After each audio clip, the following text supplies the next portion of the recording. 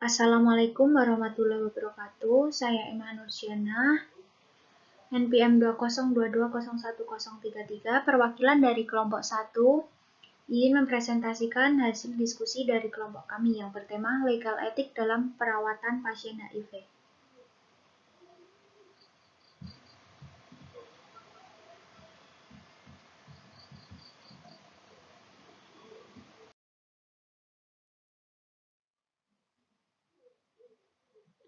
Adapun anggota dari kelompok 1, yang pertama Ilmi Mahrus, Marta Eki, Anjali Putri, Karimah Famawati, Agitya Rahayu, Aisyah Bila, Alia Kansa, Alia Sinta, Kofi Abdillah, Citra Larasati, Emma Nurjana, dan Emilatul Kitiah.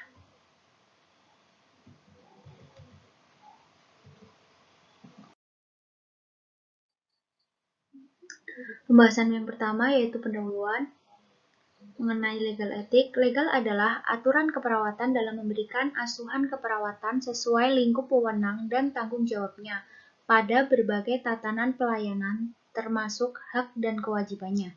Sedangkan etik berasal dari kata Yunani, ethos, yang berarti adat kebiasaan yang baik atau yang seharusnya dilakukan dalam organisasi profesi kesehatan, pedoman baik atau buruk dalam melaksanakan tugas profesi, dirumuskan dalam bentuk kode etik yang penyusunannya mengacu pada sistem etik.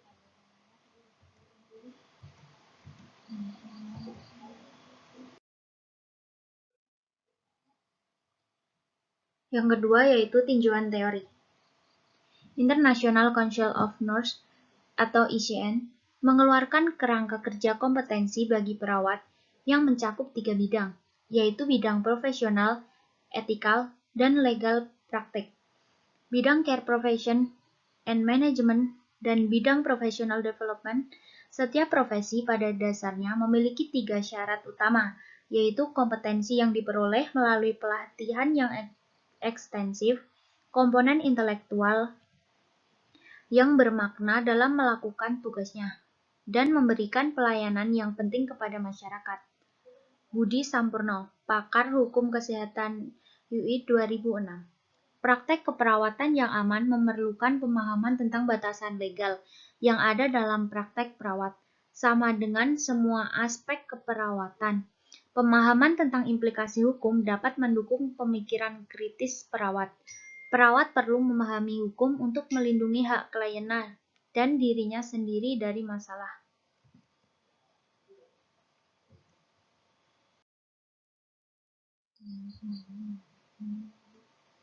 Selanjutnya yaitu pengertian HIV. HIV merupakan singkatan dari Human Immunodeficiency Virus, yaitu virus yang merusak sistem kekebalan tubuh manusia. Acquired Immune Deficiency Syndrome atau AIDS merupakan kumpulan gejala penyakit yang disebabkan oleh Human Immunodeficiency Virus, merupakan infeksi HIV atau ODHA, dinyatakan sebagai penderita ketika menunjukkan gejala atau penyakit tertentu yang merupakan akibat penurunan daya tahan tubuh yang disebabkan virus HIV atau tes darah menunjukkan jumlah CD4 kurang dari 200 mm3.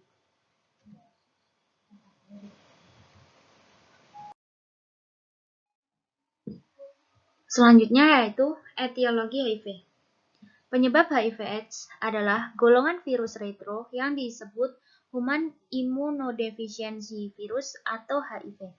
Transmisi infeksi HIV dan AIDS terdiri dari 5 fase, yaitu periode jendela, lamanya 4 minggu sampai 6 bulan setelah infeksi, tidak ada gejala. Fase kedua yaitu fase infeksi HIV primer akut, lamanya 1-2 minggu dengan gejala flu. Yang ketiga, infeksi asimptomatik, lamanya 1-15 atau lebih tahun dengan gejala tidak ada. Yang keempat, supresi imun simptomatik, di atas 3 tahun dengan demam, keringat malam hari, berat badan menurun, diare, neuropati, lemas atau lemah, ras, limfadenopati, lesi mulut.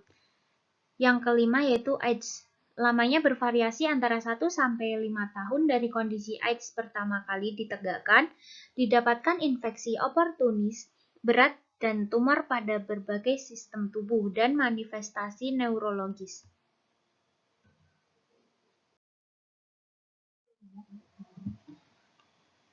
Selanjutnya adalah kelompok resiko tinggi dan tanda gejala HIV.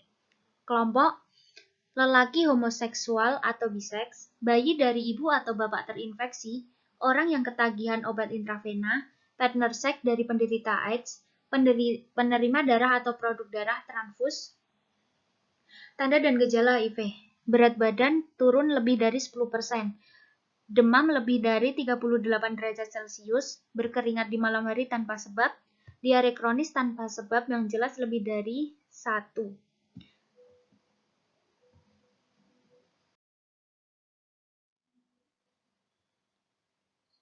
Cara penularan HIV.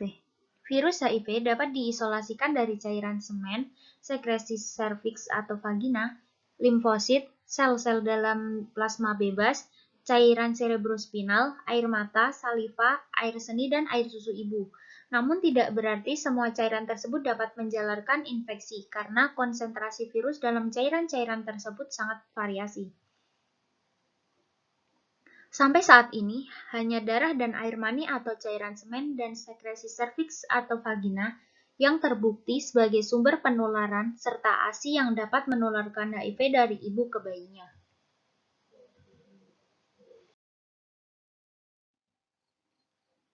Selanjutnya, cara pencegahan HIV.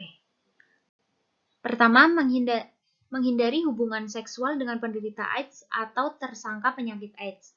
Kedua, mencegah hubungan seksual dengan pasangan berganti-ganti atau dengan orang yang mempunyai banyak pasangan. Yang ketiga, menghindari hubungan seksual dengan pecandu narkotika, obat suntik. Yang keempat, melarang orang-orang yang termasuk ke dalam kelompok beresiko tinggi untuk melakukan donor darah. Yang kelima, memberikan transfusi darah hanya untuk pasien yang benar-benar memerlukan. Yang keenam, memastikan sterilitas alat suntik.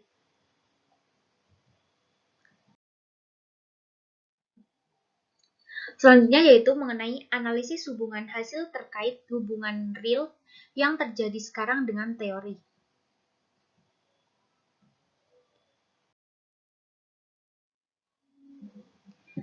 Cara pandang masyarakat terhadap HIV. Cara pencegahan HIV/AIDS di masyarakat melalui konseling dan bimbingan. Sikap masyarakat terhadap penyakit HIV/AIDS, hukuman sosial berupa diskriminasi oleh masyarakat penderita HIV/AIDS diasingkan dari keluarga, teman, atau warga di mana di lingkungan tempat tinggalnya. Pandangan masyarakat yang salah terhadap HIV/AIDS.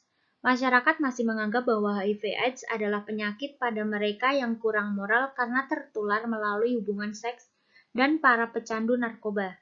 Akibatnya, mereka dijauhin dan penyebarannya makin tidak terkontrol.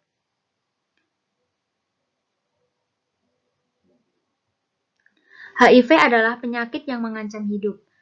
Ketakutan untuk kontak langsung dengan penderita HIV/AIDS.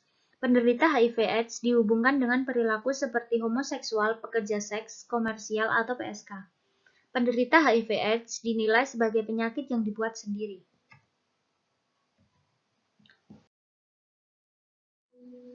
Masyarakat menganggap HIV/AIDS adalah kesalahan moral seperti penyimpangan seks yang pantas mendapatkan hukuman. Kurangnya pengetahuan yang benar mengenai HIV/AIDS. HIV/AIDS menular melalui hubungan kontak sosial biasa dari satu orang ke orang lain di rumah, tempat kerja, atau tempat umum. HIV/AIDS menular melalui makanan, udara, dan air. HIV/AIDS menular melalui serangga atau nyamuk. HIV/AIDS menular melalui batuk, bersin, dan meludah, serta menular melalui bersalaman, menyentuh, berpelukan, atau cium pipi. Hasdianah 2014.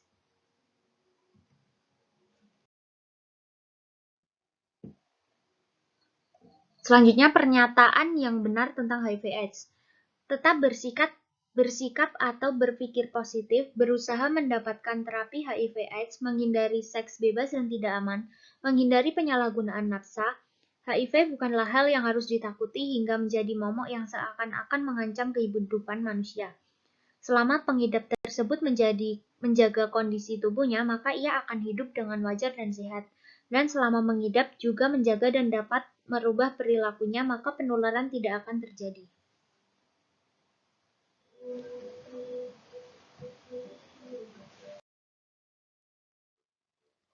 Kesimpulan, HIV merupakan virus yang merusak sistem kekebalan tubuh manusia, sedangkan AIDS merupakan kumpulan gejala penyakit yang disebabkan oleh HIV. HIV itu sendiri merupakan penyakit menular. Penyakit ini dapat ditularkan melalui berbagai cara, antara lain melalui cairan tubuh seperti darah, cairan genitalia, dan ASI. Dalam kehidupan bermasyarakat, penderita HIV/AIDS diasingkan dari keluarga, teman, atau masyarakat itu sendiri. Masyarakat menganggap HIV/AIDS adalah kesalahan moral, seperti penyimpangan seks yang pantas mendapatkan hukuman.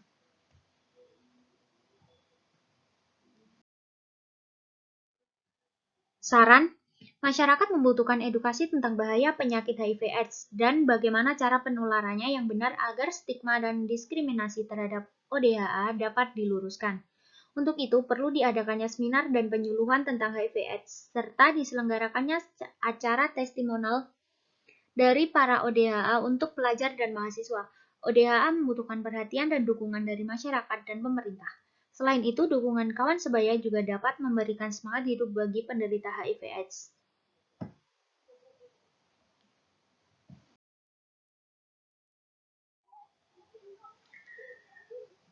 Sekian presentasi dari kelompok kami. Bila ada salah kata, mohon maaf. Wabillahi taufiq wal hidayah. Wassalamualaikum warahmatullahi wabarakatuh. Terima kasih.